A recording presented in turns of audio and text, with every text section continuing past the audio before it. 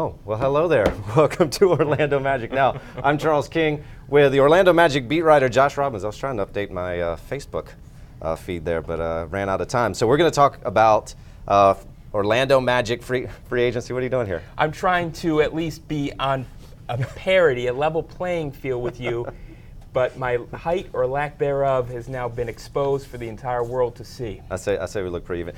If it makes you feel better, you're here because you are the supreme, the ultimate knowledge person on Orlando Magic free agency, right? Well, thank you for saying that. I'm here because I'm the newspaper schlub who needs to complement the television talent. Okay. So still looking for that. That's how I wound up here, and I'm happy to be here and happy to talk and answer any questions anyone has asked. And thank you for your questions. We've had a bunch of them, and I'm deeply appreciative of all the interest. Yeah, taking questions on Twitter, also on Facebook. Questions you have for Josh regarding Orlando Magic free agency. And I guess if you're an Orlando Magic fan, it's a very exciting time. Free agency officially begins after midnight tonight. And the Magic have already made a move, trading for Serge Ibaka, trading Victor Oladipo, the first-round draft pick.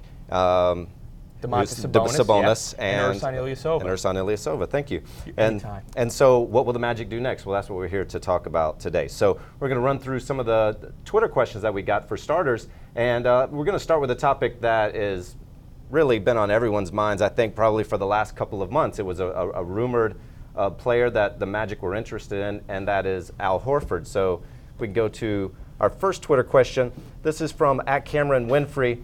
Why would the Magic still be interested in Al Horford after they just acquired Ibaka? Both players play like a power forward type position, so it seems like a pretty legitimate question. Josh? Well, that's because the Magic, although they respect Al Horford and there's going to be a tremendous market for him in free agency this year, the Ibaka trade changed the entire dynamic. The Magic don't need a power forward now. They don't need a front line rim protector, a top-level power forward a big man. They don't need a big man. They're not going to be pursuing Al Horford despite the rumors to the contrary.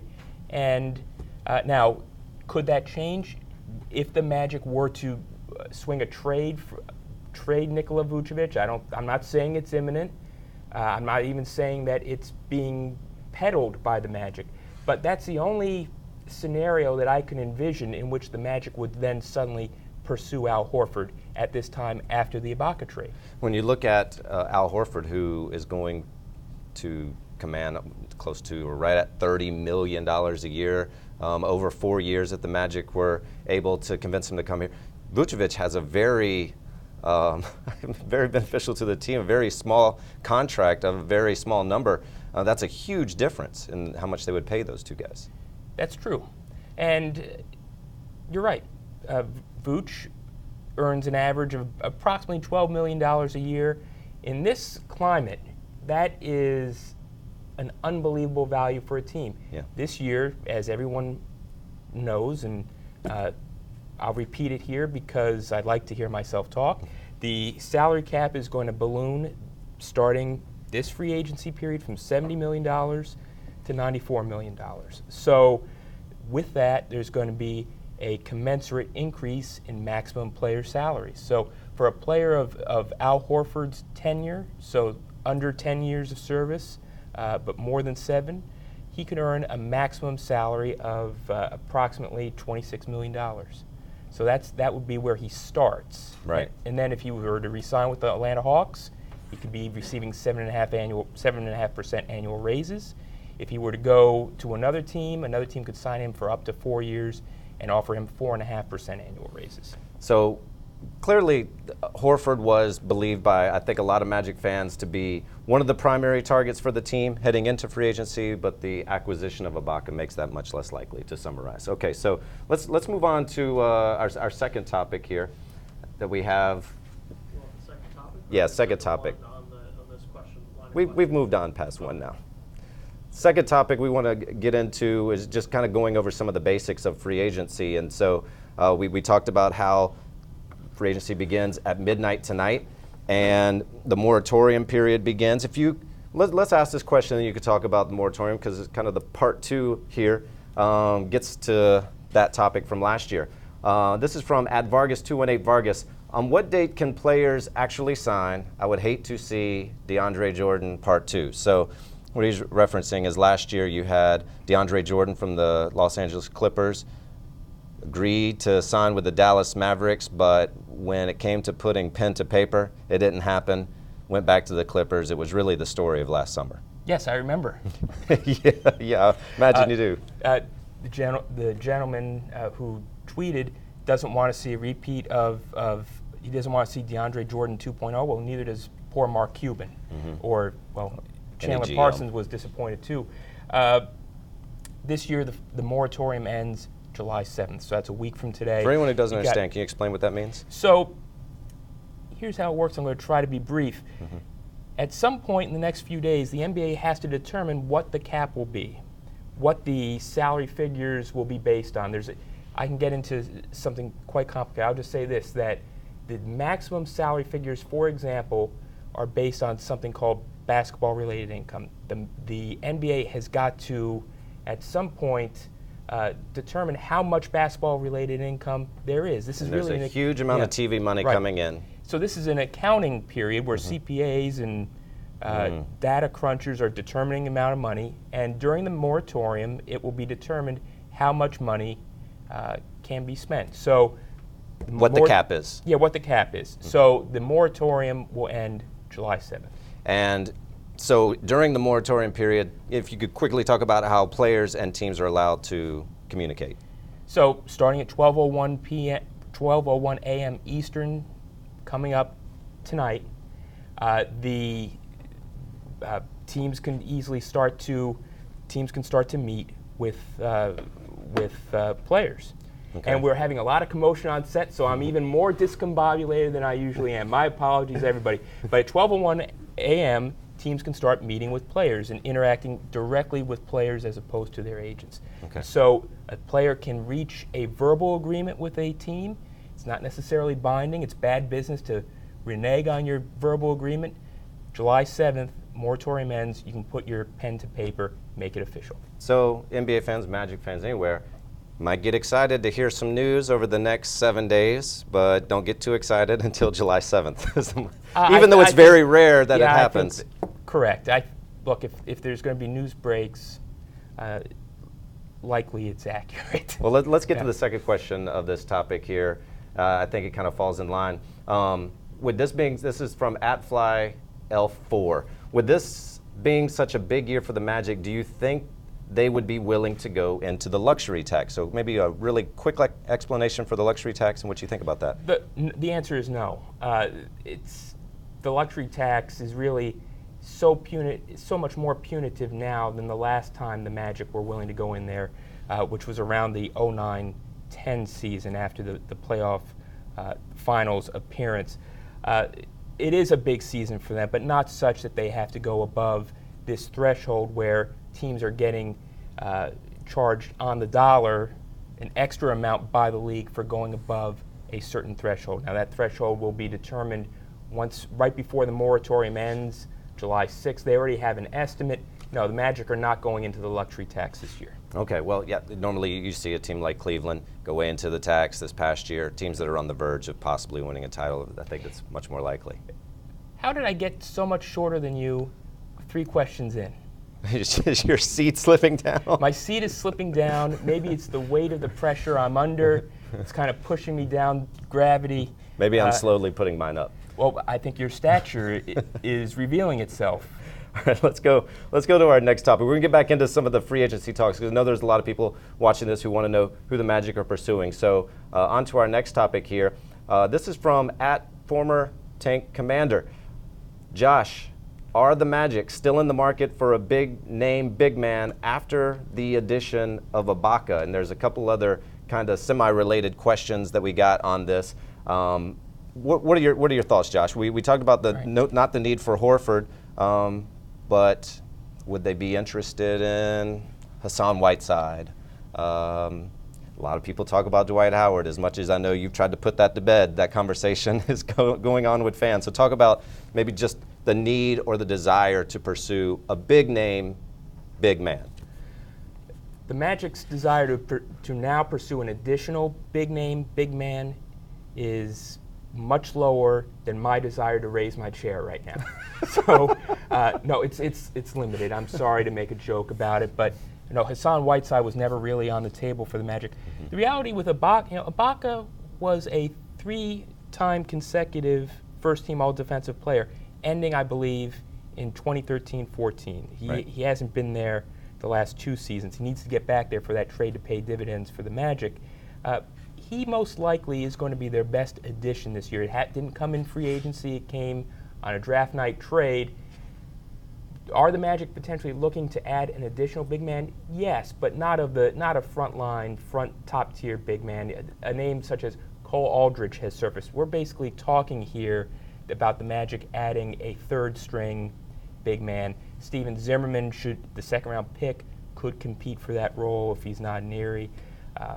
Are the Magic hoping to try to retain Jason Smith, who was in this role last year? It's a possibility. It's a real possibility, yes. Okay, so let's... And I should remember, thank you for jogging my memory. This is one of the many reasons why you're here, because you're the true brains of the operation. This past 2 days ago, the Magic submitted a qualifying offer to Dwayne Dedmon, who is a rim protector who often struggles to stay on the court because of foul trouble. But they did issue him a qualifying offer, making him a restricted free agent. Whether the Magic want to bring him back is unclear. I think it was last year, they restricted Kyle Quinn, had no intention of bringing Kyle Quinn back. They were able to engineer a pick swap with the New York Knicks, kind of almost really a sign and trade with the Knicks to engineer a pick swap for a second-round pick in 2019. This kind of gets us into our next topic. Let's see our next Twitter question that we have. Gordon or the next topic? Next topic. Next topic. We'll skip that question. All right, so let's say next topic, but this is generally the path that you were going down. You have the Magic making some decisions about Dwayne Dedmon, like you said, also Evan Fournier, but maybe not so much for Andrew Nicholson. You tweeted, by extending qualifying offers to Evan Fournier, always a certainty, I like how you added that, and Dedmon, both players become restricted free agents at WT Fitz J. Swaggy J. Swaggy J. You don't know Swaggy J? I don't. WTF, it's J. Oh, thanks for clarifying. WTF, it's J. Swaggy J. If I just said Swaggy J, I could have avoided that. Why did I do that? Swaggy J. He asked, why not for Andrew? So he's talking about Andrew Nicholson, who the Magic also could have extended a qualifying offer to and chose not to. If you could explain that. Well, I don't think Andrew Nicholson fits into the team's long-term plans. And perhaps the team didn't feel like they could, if they were to qualify Andrew, could they have gotten any value for him in a sign and trade? Probably not. Andrew is going to go somewhere and put up some strong per minute scoring numbers, no matter where he goes, because he's a very talented scorer who's added some range, and he got back to what he often used to do best in his rookie year, which is score down low. He can score. He can score the basketball, as they say. But I think his time in Orlando ran out. He needs to improve on the defensive end of the court. The team does have Ibaka now. Aaron Gordon can play the 4. The team is going to probably look to add a reserve big man. I think the team is just moving on. Now, that said, he was a first-round draft pick in 2012, I believe, and correct me if I'm wrong, Late folks. first. Well, okay, 19th pick, 1 pick ahead of Evan Fournier, by the way. That was also the same draft Draymond Green was selected in the second round. Yeah. So that is a pick I'm sure the Magic regret. So let's go to the next question on this topic, and it also has to do similarly with what the Magic are up to here. This is from @FadeMartins. Will there finally be a decision made to renounce Fran Vasquez's $2.3 million cap hold? Maybe if you could explain this for us. Nikita, thank you for the question. Why not call them by their names? That seemed much more challenging for me to say. All right, well, Nikita, thank you. All right, so thank you also for giving me an opportunity to kind of correct my understanding of the cap. The Magic retain Fran Vasquez's draft rights. There's still a cap hold on what would have been Fran Vasquez's salary for his first year. I'll discuss very quickly what a cap hold is, but let me just answer the question first.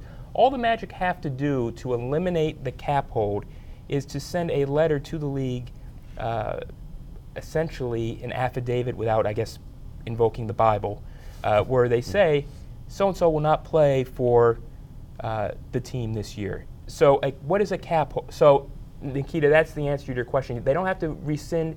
I was originally incorrect on that. I've been sensing the error of my ways, and thank you for asking the question so I can clarify. Essentially, you can retain the rights for players that aren't currently on your roster, but the money counts against how much money you can spend with the cap. That's right? Yes, but not in this case. Okay. So what is a cap hold? Well, a cap hold basically is a placeholder on your cap figure. In other words, hypothetically, a team could let its best players reach the end of their contracts, go down to a very low number on their cap starting on July 1st, then sign LeBron, Durant. You can just think of the greatest stars in the game, and then re-sign your own free agents. Well, a cap hold basically prevents a team from doing that. So, for example, Brandon Jennings, I think he earned approximately $6 to $7 million last year. I should know that number. I have forgotten it, but I can tell you that his cap hold is approximately $12 million. Wow. So that counts against the cap at the present time unless the Magic renounce it. That's what a cap hold is. And you anticipate that happening? They can't. If they need to do it, they will do it. And once they do that, they have that money. So that would be one of those. So can the Magic, right now, as the roster is currently constructed, they could generate up to $37 million in cap room if they need it. To do that, they renounce the cap holds Brandon Jennings, Andrew Nicholson, Jason Smith. Okay, so we've gone through a lot of the questions here and answering some of the questions people have, details about the cap, and obviously that's not as exciting as just throwing out names of players, throwing pens, throwing out... Please try not to poke me in the eye. I need at least one of these to tweet. People want to know, is this guy a target for the Magic? So let's get into that. Let's talk about some of the names that have been rumored that the Magic were interested in, people that fans want to know if the Magic are interested in. So we'll move on to some of these other free agents. Let's get the first question here on Twitter. And if you have a question about a specific player you'd like to ask Josh, send us a question on Facebook. We'll try to get to that right away. All right, first question, what do we have? There we go. All right, well, this one seems pretty easy, Josh. It's from Cecilia Metz. How likely is it that Kevin Durant, who's arguably the top free agent this summer, signs with Orlando? Zero. It's zero. And there was a time where the Magic were hoping they could get a meeting with him. Maybe they could sell him on the idea of, well, you come to Orlando, you could essentially have something similar to the Power. You know, maybe you'd be the face of the team. He'd be the face of every team. Yeah, well, let's say maybe not the Cavs. If he goes to Golden State, whose team is it? It's really Steph Curry's team. Sure.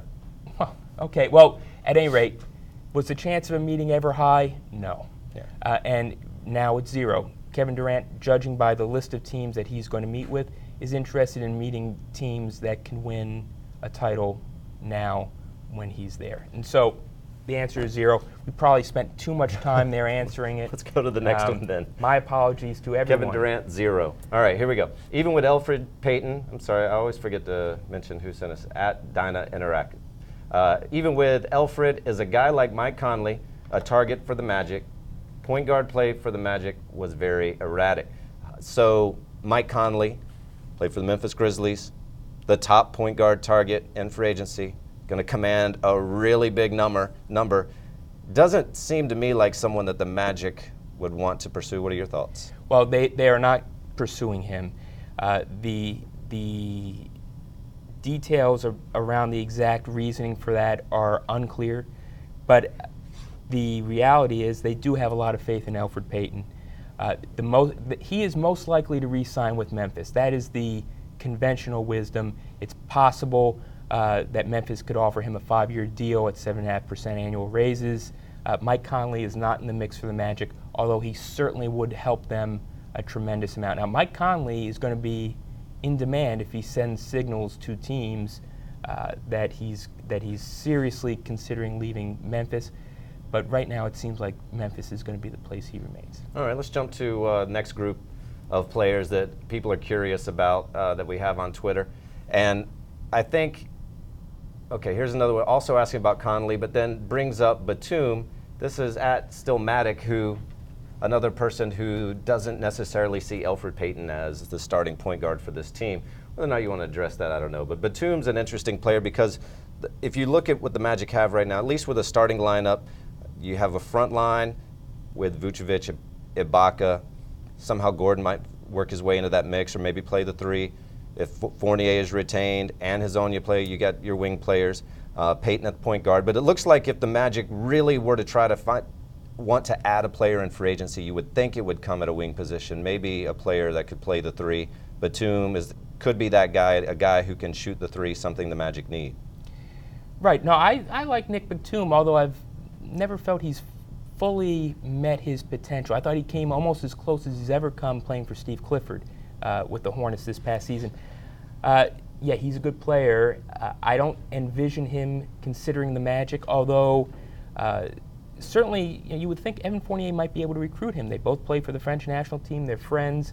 At this point, though, I suspect he's going to remain in Charlotte. I did read somewhere that he might have a meeting coming up, I think, with the Lakers, but I don't have any info on whether he's going to meet with the Magic. I don't think he is, but so I think it's unlikely to envision him in a Magic uniform. And even if the Magic were interested, the competition will be fierce for him beginning in Charlotte.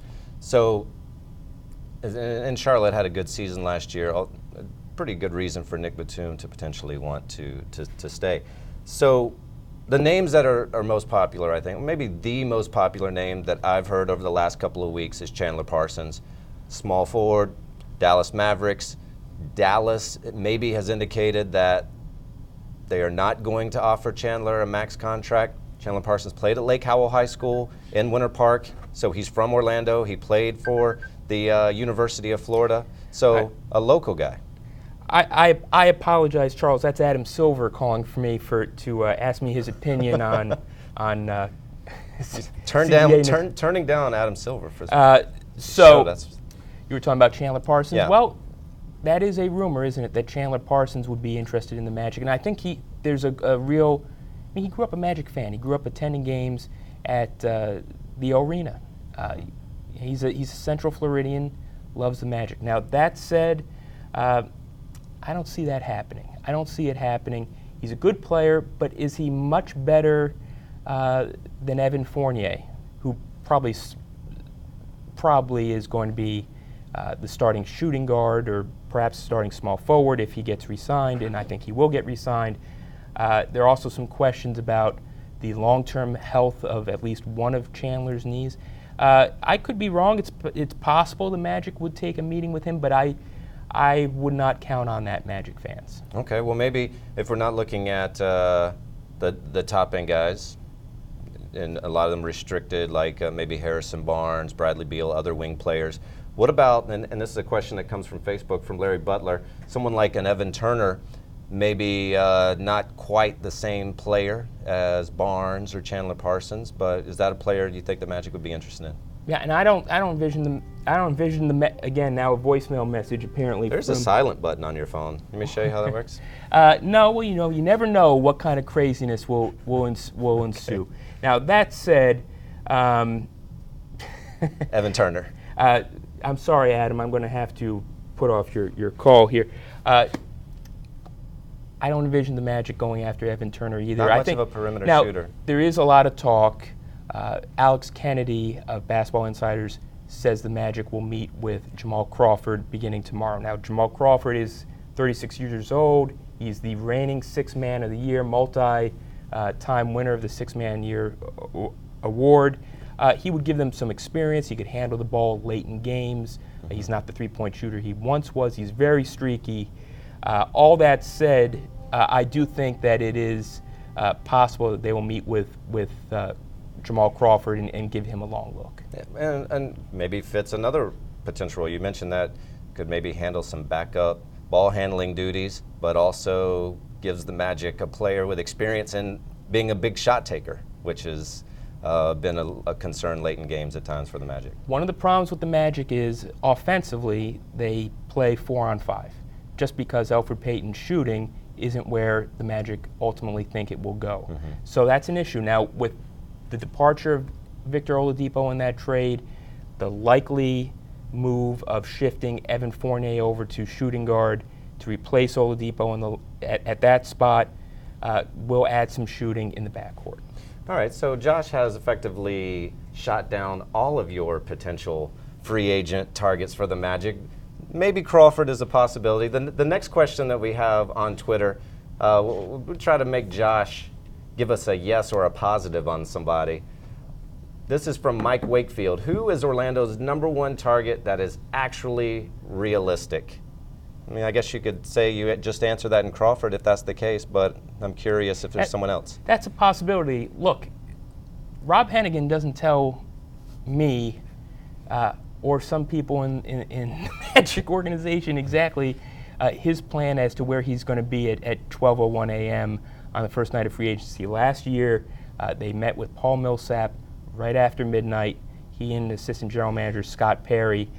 Is it possible that Rob Hennigan's going to pull a rabbit out of his hat, secure a meeting with a top-level free agent?